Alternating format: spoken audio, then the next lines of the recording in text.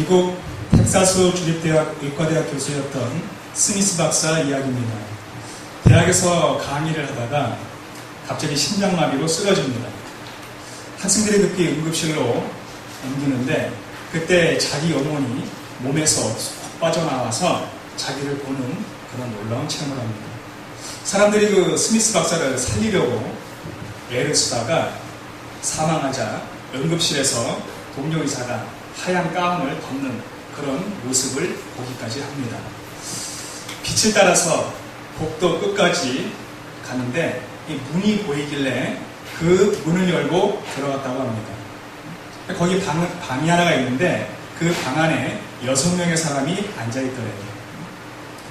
탁자에 쭉 둘러앉은 사람들이 스미스 박사를 보더니 앉혀놓고 신문을 하더랍니다.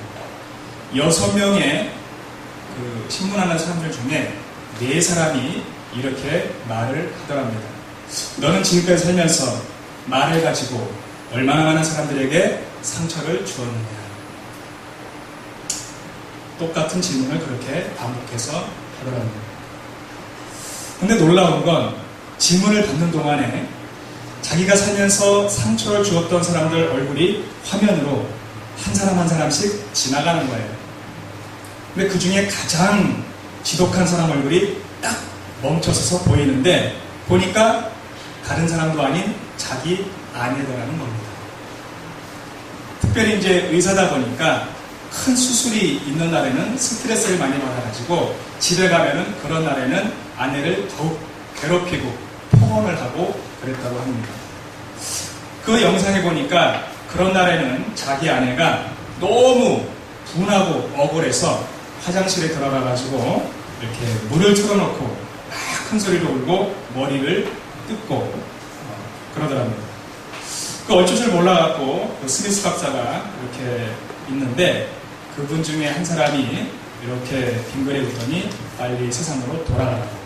그래서 4시간 30분 만에 다시 살아난 후 그 충격으로 교수 자리를 퇴임하고 재산을 모두 정리하고 그 7년 동안 세계 160개국을 다니면서 간증을 하고 강연을 했다고 합니다. 그 강의 주제가 모인 사람들이 언젠가는 이 땅을 떠나게 되는데 그때 어디로 가능했다고 합니다. 어디로 가죠? 심판대로 갑니다. 그리고 심판대에 서면 어떤 질문을 받게 되는가? 이것이 강의의 주제입니다. 결국 자기와 똑같은 말에 대한 심판을 받는다는 거예요. 그래서 스미스 박사는 이것을 알리기 위해서 전 세계를 다니면서 이렇게 강연을 한다고 합니다. 특정한 사람의 이 간증을 이렇게 토대로 설교를 이용한다는 것은 좀 위험할 수도 있지만 성경적인 부분이 많아서 제가 오늘 이용을 하고 있습니다. 오늘 예수님도 본문에 보시면 심판날 어떤 질문을 받게 되는지 말씀해주고 있습니다. 내 말로 의롭다함을 받고 내 말로 정죄함을 받는다. 스미스 박사의 말대로 우리가 한 말에 대한 심판이라는 것이죠. 여러분, 말에는 엄청난 힘이 있습니다. 어떤 말을 하고 또 어떤 말을 듣느냐에 따라서 그 사람의 삶의 모습이, 인생이 결정되는 거예요. 여러분 어떻습니까? 지금 내가 살고 있는 모습은 정말 내가 원하는 그런 삶의 모습입니까? 아멘! 아멘 하신 분들은 참 축복된 분들이십니다. 자, 그러나 대부분의 많은 사람들은 그렇지 못하고 한숨을 짓고 후회하는 분들도 많이 계십니다. 만약 누군가가 나를 위해서 조금 더 좋은 말을 해줬더라면, 축복의 말을 해줬더라면 지금보다는 더 나은 삶을 살았을 텐데 하는 그런 말을 할 수도 있습니다. 말은 나의 인생을 이끌어가는 운전수와 같습니다. 나쁘게 말하면 그 말은 나를 나쁜 곳으로 안내해줘요. 그러나 좋은 말을 하게 되면 그 말은 나를 좋은 곳으로 이끌어줍니다. 그래서 내 말은 내 인생의 운전사가 되는 것입니다. 그러므로 이제부터 악하고 부정적인 말보다 긍정적이고 선한 말을 많이 하시기를 주님으로 축원합니다.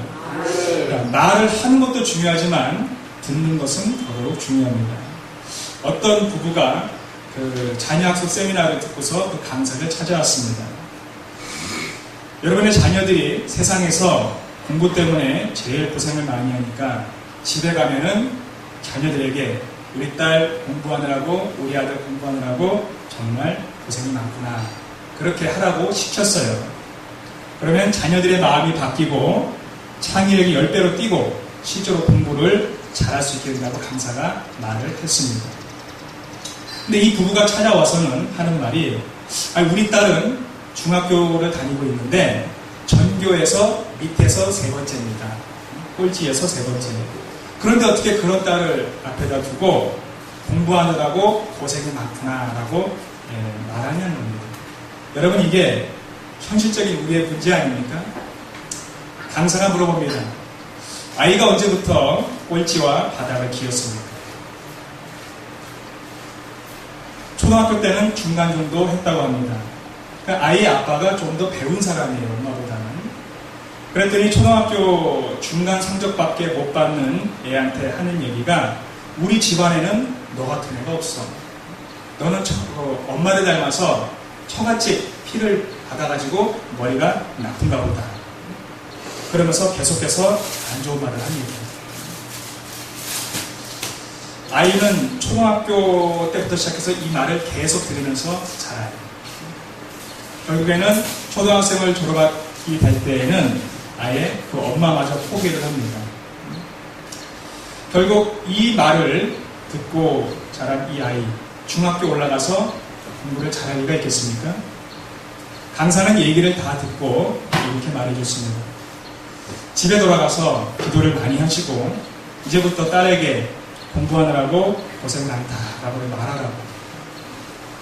꼴찌하는 애를 보고 맨정신으로 말할 수 없으니까 기도 많이 하고 말하라고 미션을 주었습니다. 엄마가 집에서 말했습니다. 처음에는 말이 잘 안 나오죠. 얘야, 공부하느라 고생이 많구나. 딸이 쳐다보면서 눈을 흘립니다. 엄마, 나 지금 놀리는 거예요? 그 다음에 아빠가 또 와서 말합니다. 사랑하는 내 딸아, 공부하느라 고생이 많구나. 이 딸이 충격을 받습니다. 이 부부가 3년 동안 그렇게 했다고 합니다. 공부하라는 말은 한마디 안 하고 공부하느라 고생이 많구나. 근데 이렇게 말을 하다 보니까 이 부모들도 마음에 감동을 받아가지고 눈물이 나더래요. 그 모습을 본 딸이 점점 마음이 열게 됩니다. 그런 말을 들으면서 딸의 마음이 변하게 된 겁니다. 고등학교 2학년이 되자 전교에서 2등을 따고 합니다. 할렐루야. 아멘. 내 인생의 방향을 바꾸려면 여러분, 듣는 말, 하는 말을 잘 가려서 해야 됩니다. 나를 향해 진심으로 사랑한다고, 미안하다는 말을 듣는다면 돌같이 단단한 마음도 어떻게 되죠? 두부처럼 허물어집니다. 이게 말의 힘이에요. 말을 통해 마음이 전달되고 움직이면 기적은 일어납니다. 그러나 내가 듣는 말이 나의 마음을 움직일 수 없다면, 내가 하는 말이 다른 사람들의 마음을 움직일 수 없다면 100번, 1000번 말해도 소용이 없는 것이죠. 어느 장모님의 딸이 있었습니다. 중학교 1학년 때부터 고등학교 2학년 때까지 5년 동안 하루도 안 빠지고 이 장로님이 그 딸을 위해 머리에다가 손을 얹고 기도했습니다. 하나님, 우리 딸 이화여대 영문과 합격하게 하옵소서. 자그마치 5년 동안. 여러분, 보통 이렇게 축복하고 기도하면은 잘 돼야 되는 거 아니겠습니까? 그러나 마음이 전달되지 않는 말은 아무리 해도 소용이 없습니다. 고등학교 2학년 때 2학기를 시작하자마자 이 장로님의 딸이 정신이 미쳐버려요. 지금도 정신병원에 있고 나이는 40이 훌쩍 넘었다고 합니다. 예수님을 잘 믿고 머리맡에 손을 얹으면서 5년 동안 지극정성으로 그렇게 기도했는데 왜 이런 결과가 나타났습니까? 당연한 거죠. 딸이 무엇을 하고 싶은지 물어보지도 않고, 이 딸의 꿈이 무엇인지 물어보지도 않고 자기의 욕심대로 기도한 겁니다. 그런 말과 기도는 100번 해봐야 소용이 없다는 거죠. 그러한 장로님의 기도를 듣고 그 딸의 마음이 움직였겠습니까? 감동을 받았겠습니까? 마음의 운전사가 바뀌지 않으면 한일 뿐입니다. 사랑하는 성도 여러분, 우리 주님은 오늘 말이 얼마나 중요한지 우리에게 알려주고 계십니다. 한 번 나간 말은 돌이킬 수 없습니다. 심지어 한 번 한 말은 죽어서도 끝나지 않고 마지막 심판날까지 나를 이끌어간다는 사실입니다.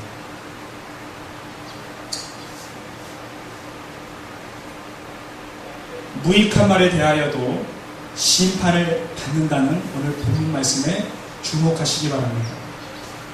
여러분, 무익하다는 말은 무슨 뜻입니까? 영어로 careless라는 뜻입니다. 부주의하다 그런 뜻입니다. 대충 아무렇게나 생각 없이 한 말이에요. 그러나 별것 아닌 그 말 한마디 때문에 사람이 죽고 사는 겁니다. 나는 아무렇게나 던진 돌멩이인데 그 돌멩이에 힘없는 개구리는 맞아 죽는 거예요.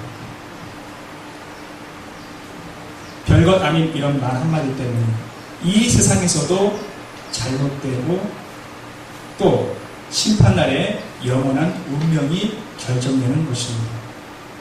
마지막 37절을 보시기 바랍니다. 내 말로 의롭다함을 받고 내 말로 정죄함을 받으리라. 무슨 말입니까? 정죄함을 받는다는 것은 어떤 뜻이죠? 말 한마디로 유죄 판결을 받고 지옥을 간다는 뜻입니다. 얼마나 무섭습니까? 강도죄를 짓고 살인죄를 짓고 큰 어떤 어마어마한 죄를 지어서 가는 것이 아니라 그 부주의한 말 한마디 때문에 다른 사람에게 상처를 준 그 작은 한마디 때문에 그 영혼이 멸망한다는 사실입니다. 그러면 우리는 어떤 말을 이제부터 해야겠습니까? 주님은 말씀하십니다. 이 세상에서 우리가 무슨 말을 하느냐에 따라 이 세상에서도 천국처럼 살기도 하고 지옥으로 변하기도 합니다. 이 세상뿐만입니까?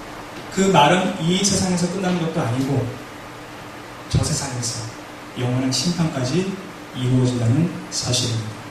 그러므로 이 땅에 살면서 행복하게 천국처럼 살길 원한다면 그러한 말을 해야겠지. 그러면 그 말이 나를 그렇게 인도해 갑니다. 그러나 이 세상에서 나쁜 말, 부정적인 말, 안 좋은 말을 하고 산다면 그 말 그대로 나의 삶의 환경도 그렇게 이끌어 갈 것입니다. 이제 말씀을 마치도록 하겠습니다. 오늘부터 내 인생을 운전하는 말을 바꾸시기 바랍니다.